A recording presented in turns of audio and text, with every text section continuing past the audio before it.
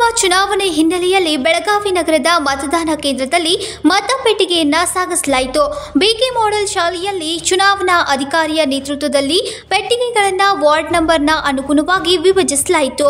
ಮಂಗಳವಾರ ದಿನಾಂಕ 7ರಂದು ಬೆಳಗ್ಗೆ 7 ಗಂಟೆಯಿಂದ ಸಂಜೆ 5 ಗಂಟೆಯವರೆಗೆ ಮತದಾನ ನಡೆಯಲಿದ್ದು, ಮುಂಜಾಗ್ರತಾ ಕ್ರಮವಾಗಿ ಪೂರಕ ಸಿದ್ಧತೆಗಳನ್ನು ಮಾಡಿಕೊಳ್ಳಲಾಗಿದೆ. ಯಾವುದೇ ರೀತಿಯ ಕಾನೂನು ಬಾಹಿರ ಚಟುವಟಿಕೆಗಳು ನಡೆಯದಂತೆ ಪೊಲೀಸ್ ಬಂದೋಬಸ್ತು ಏರ್ಪಡಿಸಲಾಗಿದೆ.